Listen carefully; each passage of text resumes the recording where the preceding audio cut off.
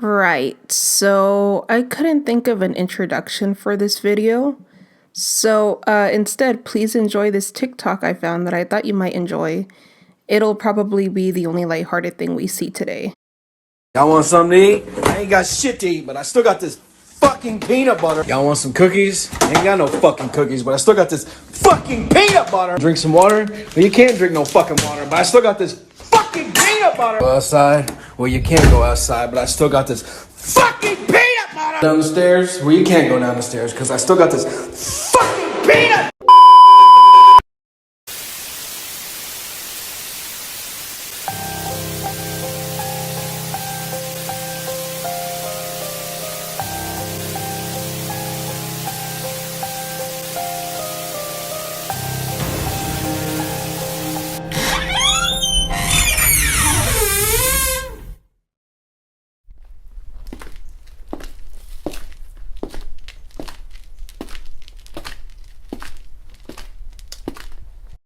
Happy 2025! We were gone for a long time, but we're back, baby, and ready to make more videos again. Mental health and life stuff aside, the show must go on.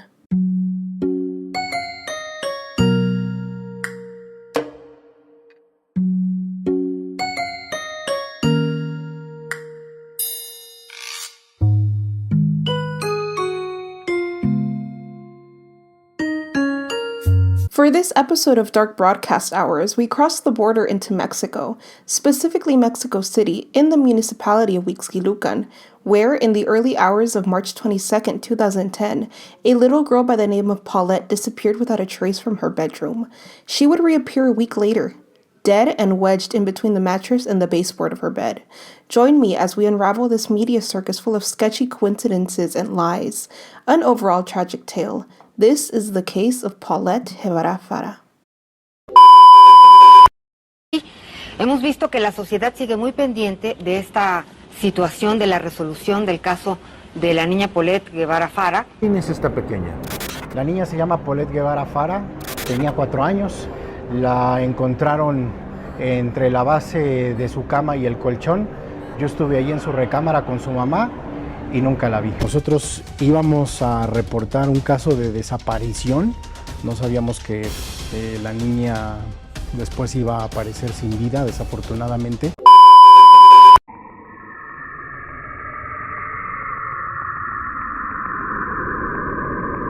This video will be divided into 3 parts, as there is a lot to unpack, so bear with me. The internet was a different time back then, but I feel confident enough that there's enough information out there that will allow me to give you a hefty timeline on what happened. I will not be referencing Netflix's docuseries The Search.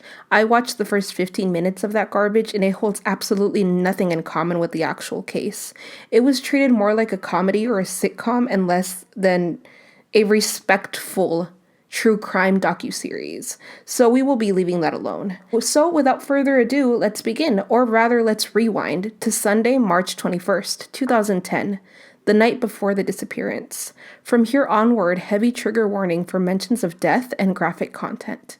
Viewers' discretion is advised. Paulette was the youngest daughter to Lisette Farah and Mauricio Gebara, a couple well known amongst the business and political community at the time. On the night of the 21st of March 2010, her sister, Lisette, I'll refer to her as Liz so not to confuse her with her mother, Paulette and their dad came home late after a day's outing in Valle del Bravo, a tourist lake town. Waiting at home was the girl's mother, who couldn't go with them because she had a party to attend. With the help of Paulette's nannies, sisters Erika and Martha, Lisette gave the girls a bath and got them ready for bed, as the following day was Monday and they needed to be ready to go to school. Having been born prematurely, Paulette had health difficulties from the very start of her life. At the age of 4, she had a motor and speech disability and required extra help completing everyday tasks. On the morning of March 22nd, the day of the disappearance, Nanny Erica went into Paulette's room to get her ready for school, only to find that the girl wasn't in her bed. Thinking that she might have gotten herself up, which was highly unlikely, Erica searched the house. She was panicked when her search came to no result, and that's when she makes Lisette aware that her daughter was missing. Now equally panicked, both women leave the apartment and search for Paulette through the many building floors as well as the apartment grounds. It's important to note that the Gebara Farah family are quite wealthy. They lived in a high security My dog's barking. They lived in a high security apartment complex called Hacienda del Cuervo. So apparently, I don't know how to read. It's not Hacienda del Cuervo, it's Hacienda del Ciervo. So yeah, just putting that out there. Okay, bye.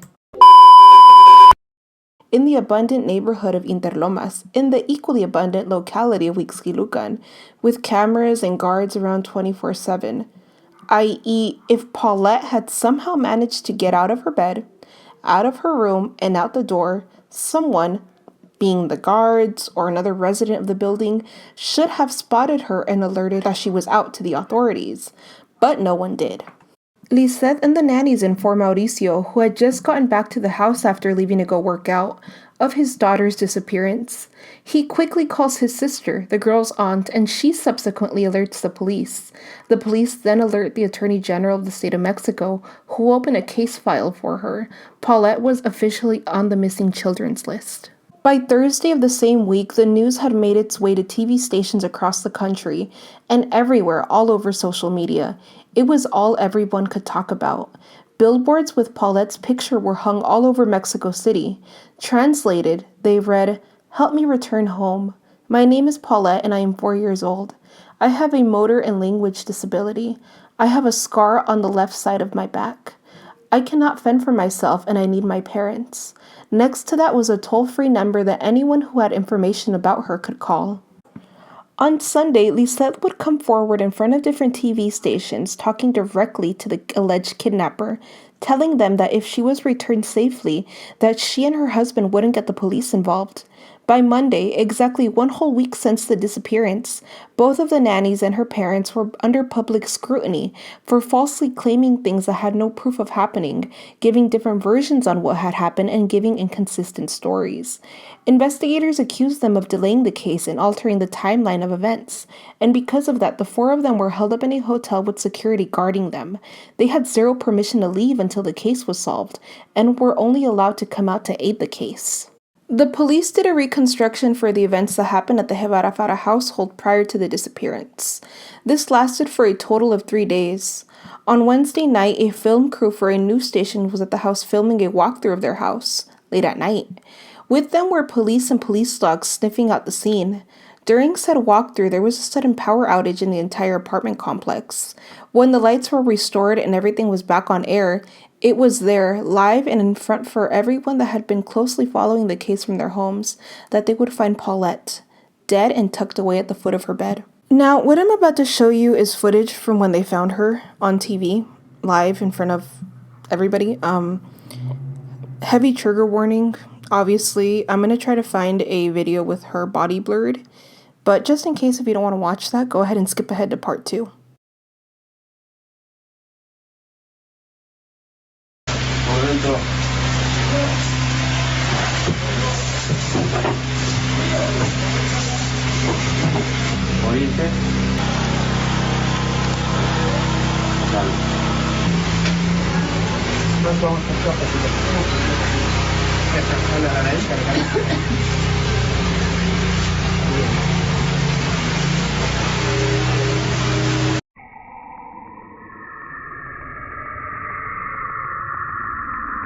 Now, when I say this family was everywhere, I mean they were everywhere. On every news station, on every TV station you could think of, they were everywhere, specifically the mom. Now, I'm no crime scene investigator, but anyone would agree with me when I say that a post-mortem body surely gives off a stench, right? Many important Mexican outlets closely followed the case, reporting new information and conducting different interviews with the parents and Paulette's nannies, again and again and again. They wanted to get every angle of this case, as well as every question regarding the case answered.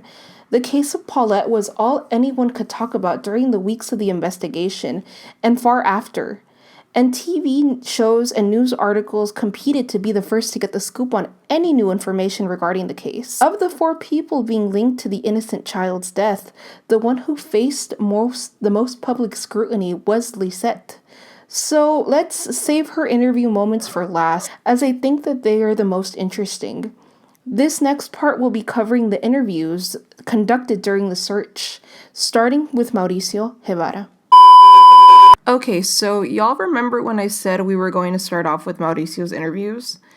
Yeah, well, that was a buttload of crap. I searched everywhere for interviews on him, and I only found a few, and they don't really give much information.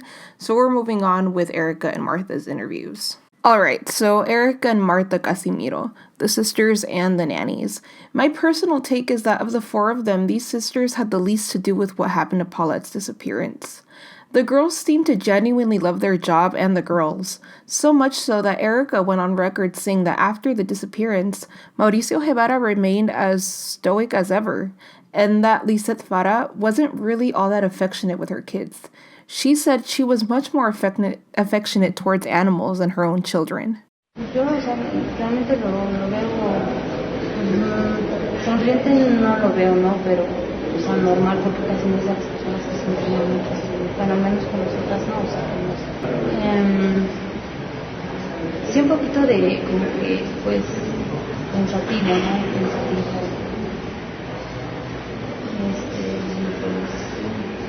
Pues con algo de preocupación.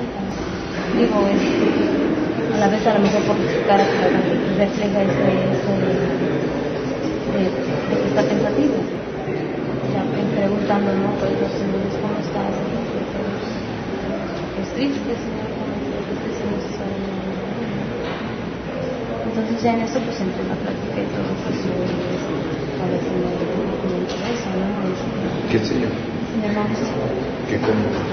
Lo que a mí me queda claro es que la niña está bien y que está con una enfermera. Por ese lado, digo, no me preocupo, pues está con una enfermera, tiene cuidados.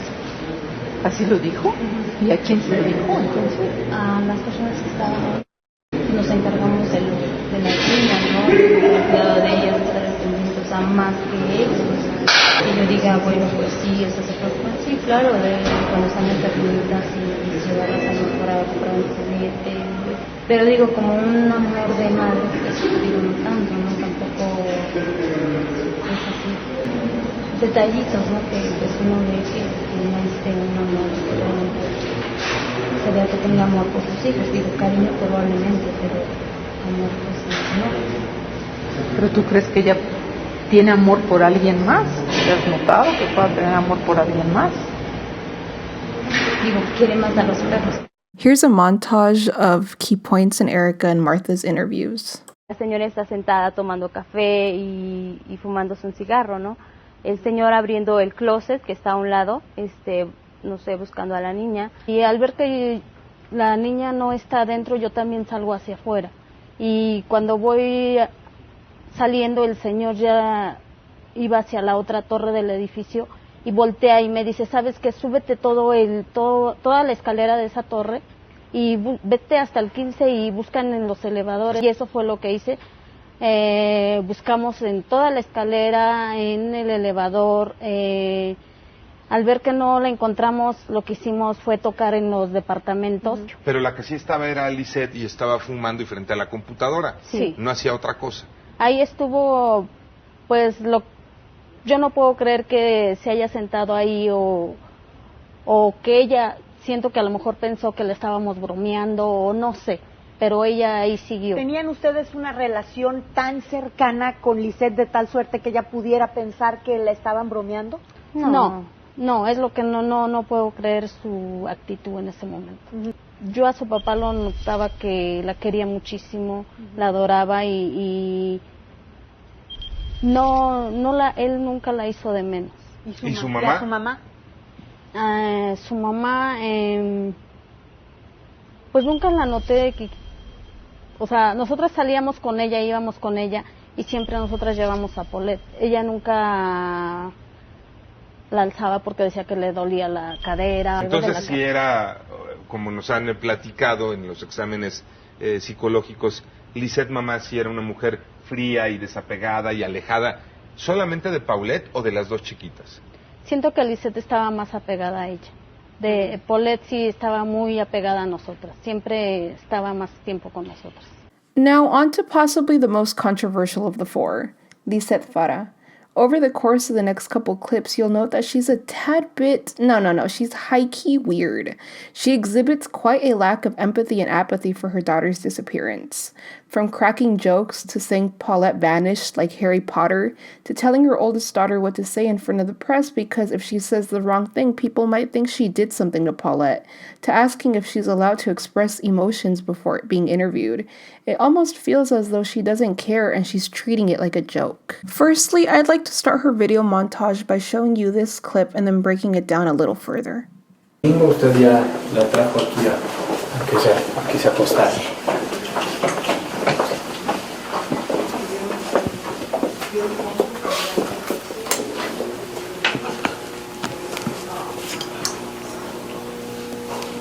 Cambié la luz un poco, ¿verdad? La apagó. ¿Este es su pijama, verdad? No, esa es la pijama de mi grande. De su niña, ¿no? Ok. Ya ni quiero decir que tengo otra, no veamos. Sí, no más vale, ¿verdad? Pero mejor miren la pijama ni la sacamos. Si quiere, platíqueme. Notice anything weird? Let me play that again. La apagó. ¿Este es su pijama, verdad? No, esa es la pijama de mi grande. De su niña. Those pajamas are the same pair of pajamas Paulette was found with the night that they discovered her body. Now, she's gone on record saying that it's actually two sets of pajamas, that the oldest has one and that the other has another and that they match. But in that case, why would the oldest's pair of pajamas be in Paulette's room and not in hers? Furthermore, and I'm going on pure memory here, I distinctly remember there being a press conference held with the parents and the nannies, and Lisette had brought some of Paulette's belongings for the press to see, and amongst stuffed animals and other toys, those same pair of pajamas were also exhibited. Now, remember, Paulette was found with those on, so my question is, are those the same pair of pajamas, or was the unlikely scenario that they were indeed the oldest's pajamas and she just kept displaying them for whatever reason a possibility? Now on with the rest of her montage.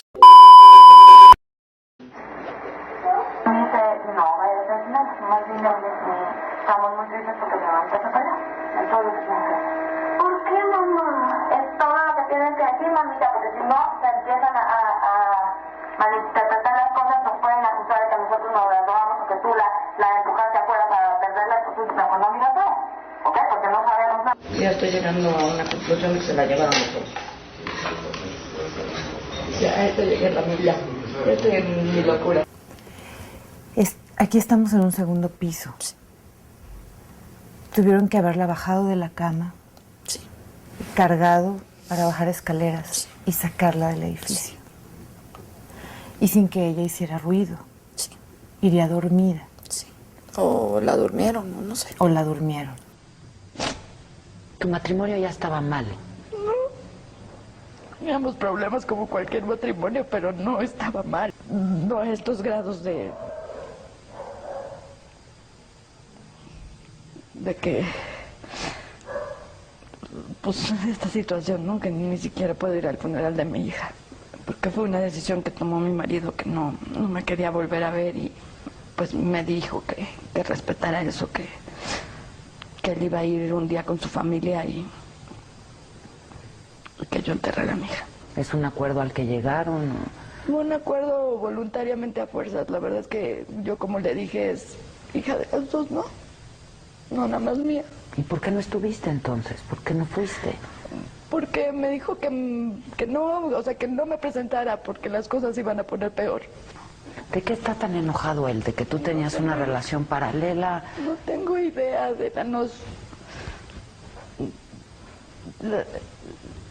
se jugó mucho, yo creo que con nuestras mentes y pues a lo mejor no me tenía la confianza suficiente porque pues yo nunca dudé de él, ¿no? Ni de su familia, ni de nadie. Sin embargo, tú el fin de semana te fuiste a Los Cabos y él se fue a Valle de Bravo pues con sí, las niñas. Me fui a Los Cabos porque era cumpleaños de una amiga mía. ¿Te Amanda? Me invitó, era la primera vez que yo salía sola sin mi familia, en 9 años. Pero tú tuviste un encuentro sentimental allá con otra persona que no es tu marido. Eso se especuló mucho, Adela. Yo nada más te puedo decir que pues yo fui con mi amiga, ¿no?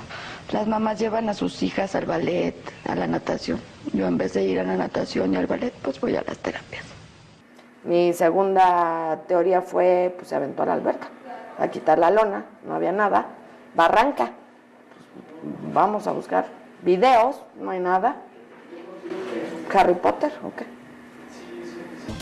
Cuando nosotros llegamos ahí a la vivienda de la familia, la mamá me comentó que si ella podía llorar en la entrevista. Aquí en Fuerza Informativa Azteca y en Hechos no reprimimos los sentimientos de las personas, y a mí me extrañó mucho que me haya dicho eso la mamá, que si podía llorar, que si se podía expresar de tal o cual forma. ¿Qué te hizo él que le tenías resentimiento? Porque también hay otra declaración que también se difundió donde le dices, nunca te voy a perdonar lo que me hiciste.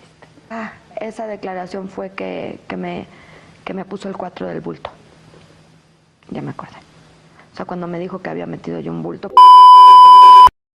This is just the tip of the iceberg for all the key points in Lisette Farah's interviews. I'd put them all here, but the video would be too long, so instead I'll just give you a brief summary of other things that I missed. So, allegedly, she was subjected to psychological and physical torture. She recounts how she was put into a room with her brother-in-law, and that he offered her money and a plane ticket to go wherever she wanted in exchange for her daughter. And when she didn't budge, one by one different family members of the husband kept coming in, telling her that she killed Paulette, that to give her daughter's whereabouts, and all around nasty stuff. And finally, when her husband entered the room, they all ganged up on her and beat her senseless, all while the police stood outside and did nothing to help her. Again, this is all alleged. There is also one interview that I have since lost where she talks about where she and the nannies looked the morning Paulette went missing, and while listing off different places, she adds, a suitcase. No, she couldn't fit in a suitcase. How could she zip herself up by herself? Which, to be honest, to me at least, that seems a little way too sus, but again, that's just me.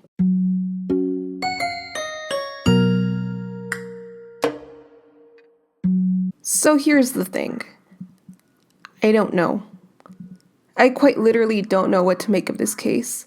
There are a lot of theories out there, some of them being that both parents are at fault, that Lisette unalived her kid because she was upset that her husband had been cheating on her, that Mauricio had already arrived to the house the night they came back from Valle del Bravo with Paulette already unalive, or that Paulette suffered an unfortunate accident and that the parents freaked out, so instead of calling the police, they set fire to a mediatic circus instead. My biggest takeaway is that despite the horrible circumstances, gaps in the story, and location of the body, a little girl lost her life. She will no longer be able to enjoy the comfort of her nannies, spending time with her parents, or playing with her sister. Everyone moved on, and it's been about 12 years since the incident. But where are they now? Very little is known about their whereabouts. In 2022, both Lisette's daughter and mother were found on her daughter's TikTok account. When more and more people discovered them and began leaving nasty comments, they had no other option but to delete all of their videos. I checked to see if her account was still up, and as far as I checked, it's not. Neither Lisette nor Mauricio have public profiles and have since gone off the radar as the daughter and the nannies. Thank you guys so much for sticking around until the end of the video. I hope you guys liked what you saw. If you have any questions, any comments, I'll be sure to read them in the comment section down below. And for now, that's it. I will see you guys next month with a new video that I'm already making. Make sure you check out our links. And if you're new around these parts and you want to go ahead and leave a subscribe or follow or whatever you guys want, that'd be greatly appreciated. If not, that's also okay. And yeah, that's it. I'm gonna go drink some water now because I am very thirsty. I will see you guys later. Bye.